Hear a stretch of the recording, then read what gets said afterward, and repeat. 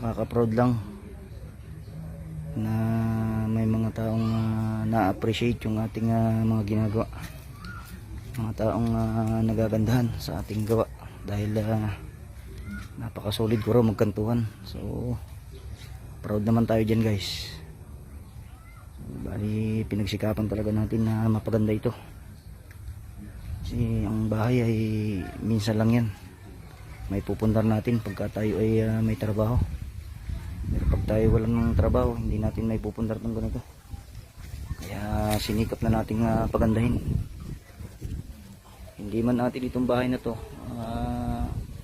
pinagpalagay ko na lang din na akin itong bahay na to para masigurado kung magandang pagkakagawa ko. Ang sekreto lang naman guys sa isang magandang bahay ay huwag natin masyadong ipaapura ang ating bahay, lalo na kung may budget naman tayo. Kasi wala talaga sa walang kahihinatnan na maganda guys pag ang trabaho ay madalian. Yung trabahong sasabihin na okay na yan, pwede na yan, hindi maganda guys yung ganung trabaho. Dapat yung pwedeng pwede na, hindi yung konting diferensya, pwede na. Dapat walang diferensya, di ba? Yan. Tingnan nyo guys, maging din sa paglalatero ko. Yan kung napapansin nyo. Ito nyo diba?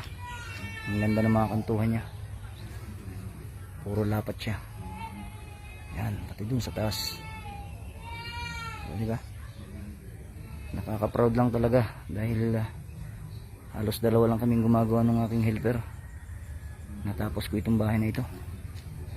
Bali nag-start tayong gawin itong bahay na ito ay January 23. So bali 3 months na itong bahay na to. Nahigit 3 months na. So ayan. Ito yung likod bahay niya guys. Ayan. Paligid niya ay may mga puno. May mga saging.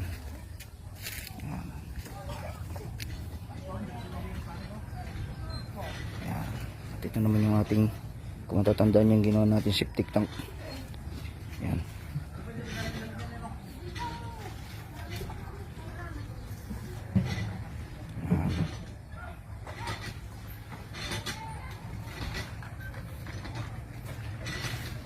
Kunti na lang, pinto na lang. Pinto saka bowl.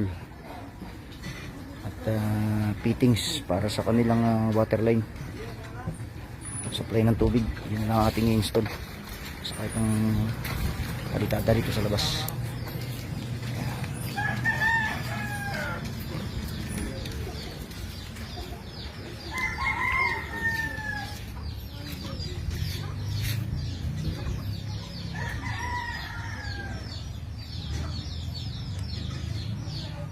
Alright.